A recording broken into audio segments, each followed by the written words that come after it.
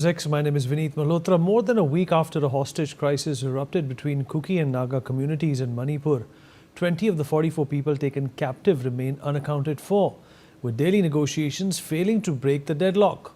Although still missing, 14 Kukis are being held by Nagas. 6 Nagas are either still with the Kukis or untraced. Both the communities dispute the others' accounts. Church leaders, community representatives and security forces personnel have been holding daily meetings to broker a resolution. The dispute over the 6 Nagas lies at the heart of the continuing standoff. The United Naga Council, a community body, says 18 of its people were taken by Kukis, of whom 12, including the wives of 3 detained couples, were released. Their husbands are among the missing 6. Kukis deny holding anyone beyond those already freed, saying they have no knowledge of any more individuals other than the 14 Nagas they released on the 15th of May. The Naga-Kuki tensions escalated following the twin ambushes on the 13th of May that left 4 people, including 3 church leaders, dead. In the aftermath of the ambushes, 14 Kuki and 6 Nagas are still being held hostage. The hostage crisis triggered protests, a shutdown and an indefinite blockade along all 3 national highways in the state. Similar sit-ins were held in Ukhrul and Chandel, where women from all 9 Naga tribes joined protests led by the Naga Women's Union. Security forces continued search operations in Kangpokpi to trace missing civilians. Let's discuss this with our guest. Joining us on the show is Major General G.G. Dwivedi, defense expert. Major General A.K. Sivach, defense expert, also joins us on the program. And last but not the least, Mr. B.L. Vohra, former IPS officer, joins us on the program as well. General Dwivedi, I'll begin with you, sir. Well, this hostage crisis is obviously a new irritant when it comes to the already unresolved mitigation efforts that are being made between the Kuki and the other community. What do you make of this fresh episode and this fresh event? Needless to say, sir, that we have had conversations pertaining to Manipur millions of times perhaps in the past. The resolutions are discussed, the problems are discussed, the silver lining is discussed, but sooner than later, some troublesome news keeps coming out of Manipur. What do you think is the perennial and the permanent solution, to this problem, which frankly seems to be unnecessary to me as well? Well, Vineet, firstly, always a pleasure to be on your show. Well, you asked a very pertinent question as to what is the solution. But we need to go into what exactly are the problems, because until you identify the problems, you cannot get to the solutions. And having operated in Northeast and especially Manipur for multiple times, well, the basic problem, Vineet, is the ethnic territorial fault lines, the missing trust, and further complicated by the political, ambitions of different parties, and further fuel added by the armed group, because each of the ethnic groups have their own armed groups and own armies, and to top it all, very unstable neighborhoods, particularly when you talk about Myanmar and the areas around. So now this is the basically what is the complexity of the issue. And, time and again, a new factor emerges. Last we had the Kuki Naga issue sometime in mid-90s. Then, in the May 2023, a new issue came up between Kuki and Maitis that were politically created when they wanted to have the 6th schedule also implementable to the Meghji communities. And now we see the another dimension of the Kuki and Naga, this complexity, because again, as I said, it's a primarily ethnic territorial fault line. Now, where do you go from here? I think firstly, Vineet, the kind of divide that have been caused after the Meitei Kuki, rift, I think that still remains unbridged. And because of that, these further complexities are coming up. I think 3 things are very important, Vineet. Firstly, we need to have a political will here. It is not a Manipur problem. This is a national problem where the center and the complete nation has to come through because they're very, very vulnerable, very sensitive issue. Secondly, we need to solve this problem politically because mostly what we are doing band-aid solution. Like wherever the USC also, we try to create a certain environment, but no major political solution came about. Now with the new government in place, Chief Minister Khemchand in place, I think they need to take a very dispassionate political measures or political initiative. And third important point is that we need to bring some kind of trust between the communities, which is not happening. Because until the trust comes about, I think nothing else is going to move. So therefore, this has to be a multi-pronged solution. It is a national problem. Nation has to step in, center has to step in. Politically, the state has to manage its affairs, and more importantly, non-government organization must play a major role to ensure that there is a trust among the community. Because until you build the trust, you will find these fault lines will keep coming up, and they will keep spoiling the environment. And it is like one step going forward, two step coming back. So these are the issues, Vineet, that I feel must be addressed on priority. You're quite Vineet. right, sir. You're quite right. And Mr. Vora, taking a leaf out of what General Dwivedi said, that this is after all a political problem. It perhaps has less to do with the communities and their differences.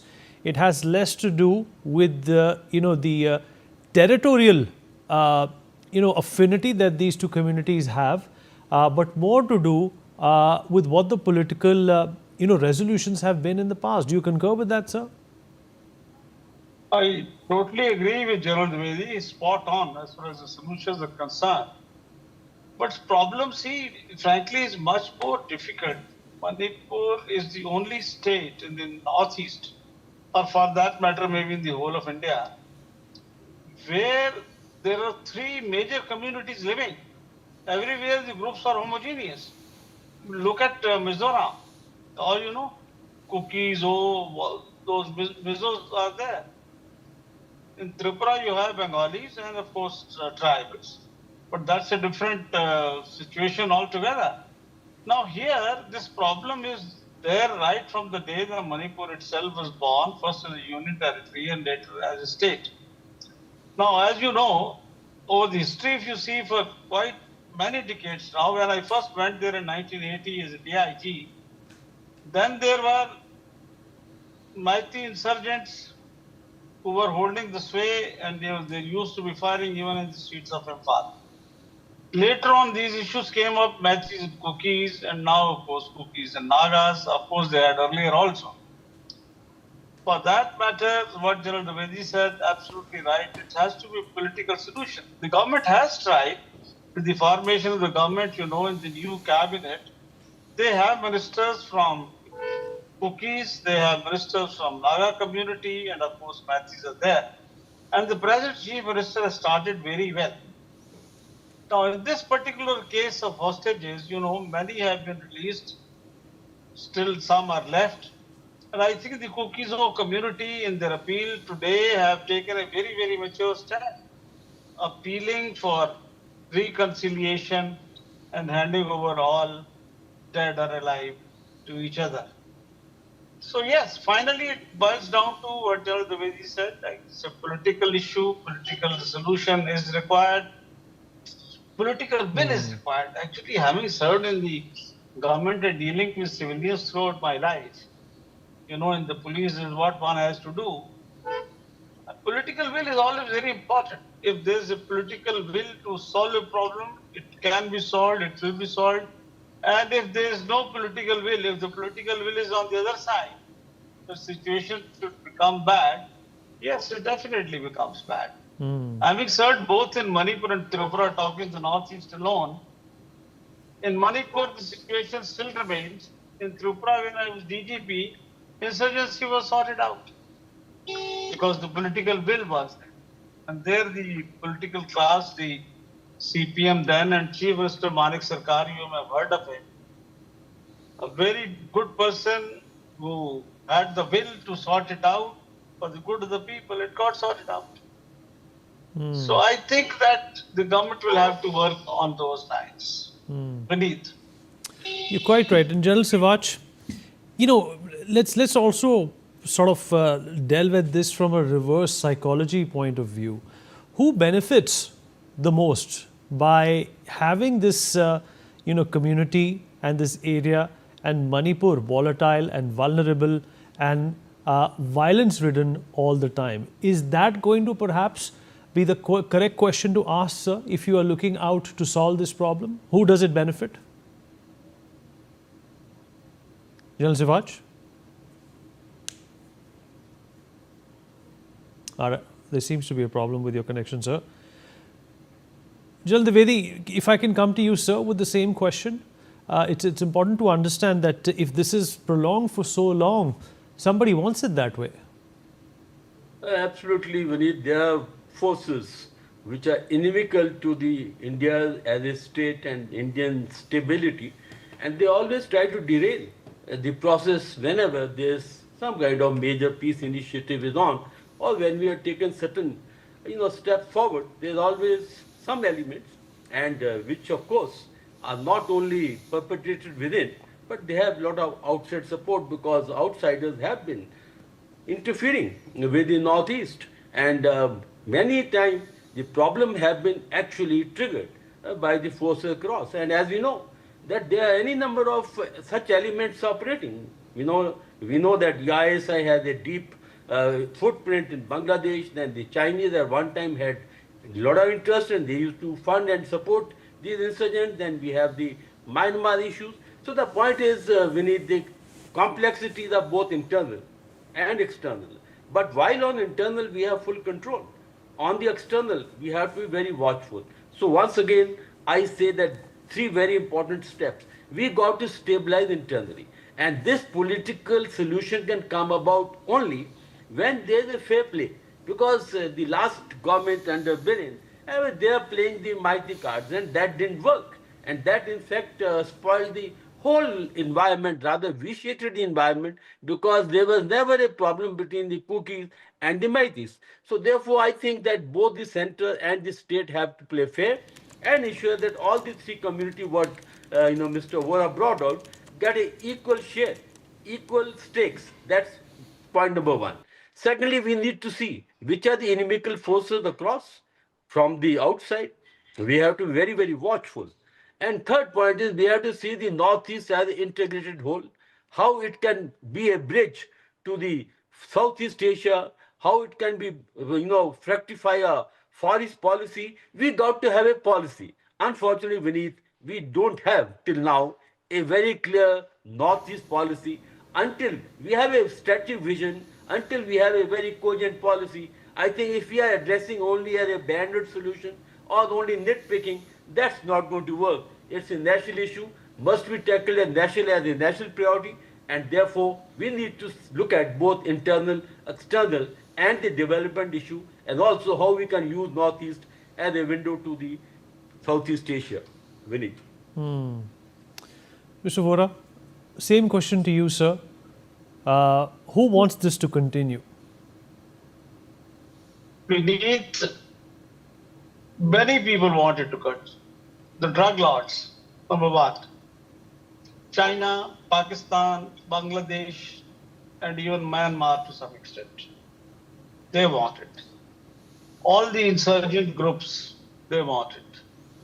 The insurgent groups of Manipur, they want it.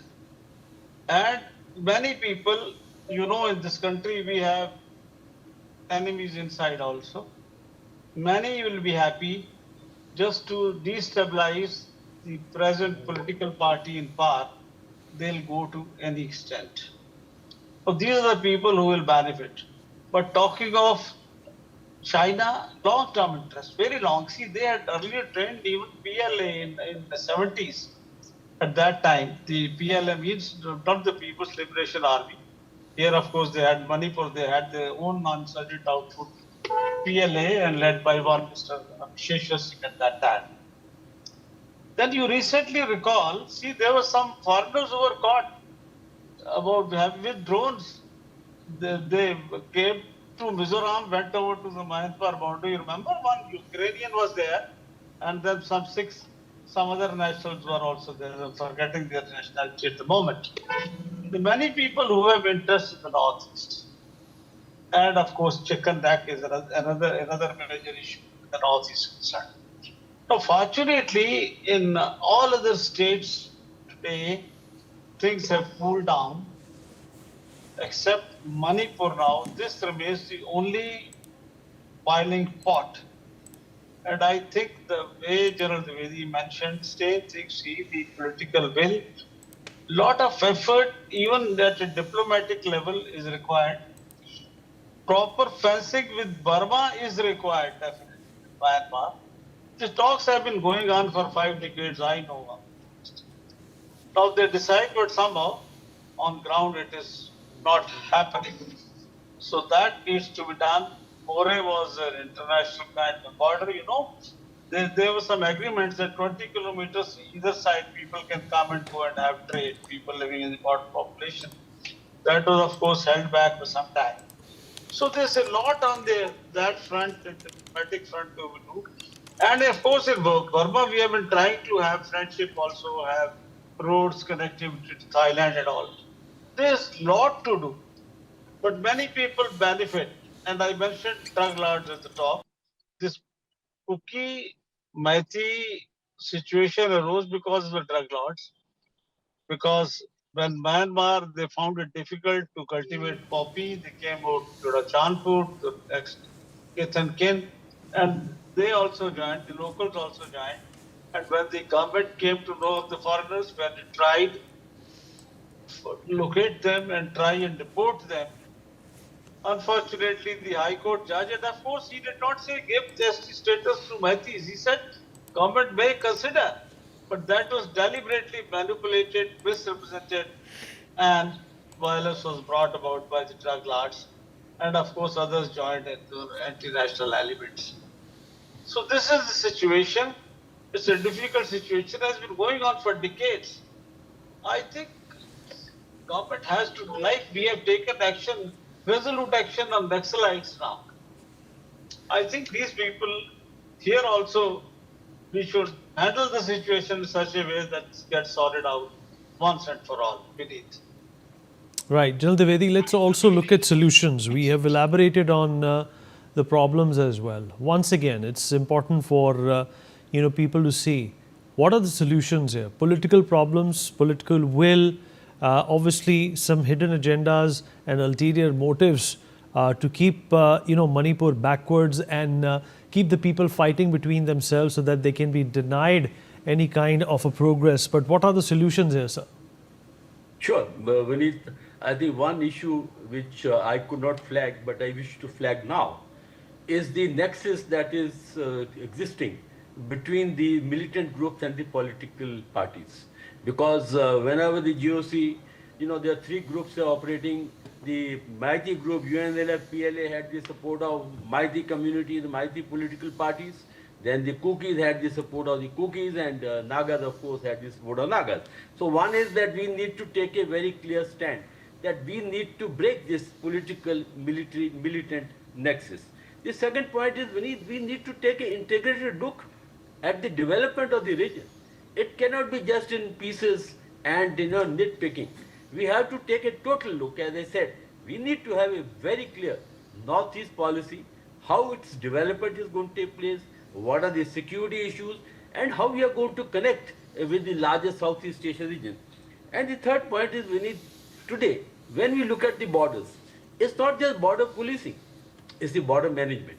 How we are going to actually develop our border areas, how we are going to integrate the border areas with the external, like say Myanmar and other Thailand, on all those areas, and how we are going to actually bring this synergy. Because today there is no synergy as such, because different agencies are working in compartments. So all I can say is development, very integrated look. At the same time, we need to break this political militant nexus, and we need to clean it out, disarm all the militant groups. And third point is a very clear Northeast long-term policy, which must integrate our internal dimensions and the external dimension as well. Vineet. Mr. Vora, sir, solutions according to you, sir, and then we wrap up. No, let's talk of the now brass tacks. I mean, going to the below the line. Policy level, okay, General Dwivedi has elaborated. I agree with him 100%. But what is to be done on ground, I think that's very important in this matter. One is, of course, is hostages. I'm sure sooner or later these will be returned. Things will become normal. And in any case, there's lesser enmity between Cookies and Nagas than between now Cookies and Masis for that matter. You may recall that there used to be one very popular Naga chief minister, Prashant Keshing, who was chief minister for many, many years, in fact, almost decades. And he was member of parliament for many, many, many years that way also. So this is one. I think because both are Christians, sooner or later, I think it will get sorted out. But what is to be done is, of course, political will now, we have said that. Bureaucracy is very important. I think local bureaucracy, frankly, most of it over the years now has become very partial to the respective communities. Secondly, corruption is so well known. So I think people who are not good enough, whether from integrity point of view or from their attitude point of view, should be sent out of Manipur, and people impartial, capable in all departments, whether they're engineers or doctors or you have police officers, they should be sent there. Fair So enough, police sir. is another major instrument. Fair enough, sir. We've run out of time, but I definitely appreciate your inputs and General Dwivedi.